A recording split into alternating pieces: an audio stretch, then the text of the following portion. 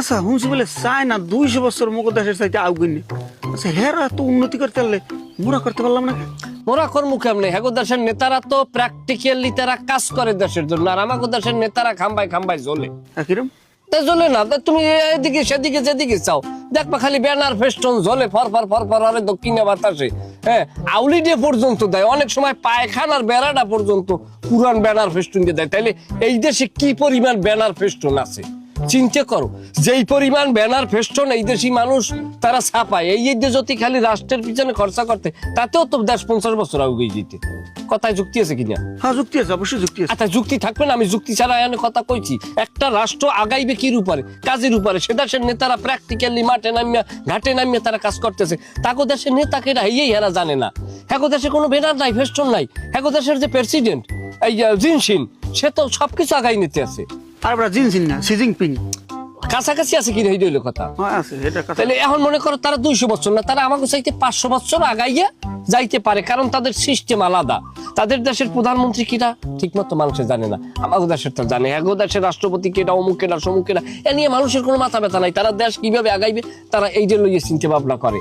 এখন মনে করো হ্যাগো লাগে আমাকে কম্পেয়ার করলে হইবি না বাবা। তবে একটা কথা শুন, হ্যাঁ আগুই যেতে রে আমাকে চাইতে বেশি, কিন্তু আমাকে না হ্যাঁ ইমান নাই।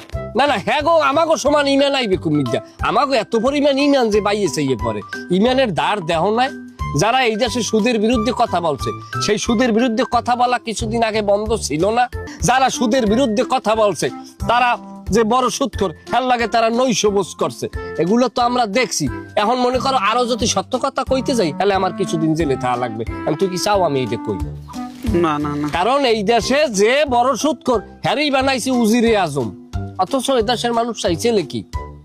এদেশের মানুষ চাইছেলে বিভিন্ন দলের নেতৃত্ব স্থানীয় যারা আছে উপর মহলের, তাদের থেকে 2 জন টান দিয়ে আনবে, সুশীল সমাজ থেকে 2 জন আসবে, আলেম ওলামাই থেকে 2 জন আসবে, বিভিন্ন ধর্মের থেকে 2-1 জন আনবে, আইনের সব সমষ্টিগত মিল্লা একটা জাতীয়ভাবে একটা সরকার গঠন করিয়ে সেইটার নিয়ে আগাইবে।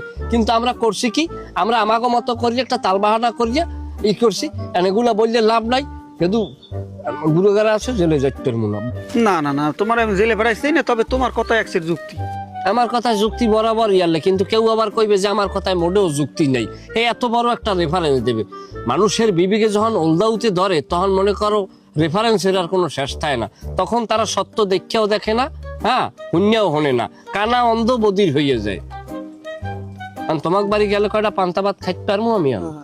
পান্তা ভাত ডিম আছে, ডিম আমি কিন্তু ভালোই বয়ান দিছি। ঠিক আছে, 80 ডিম আছে। আচ্ছা চল।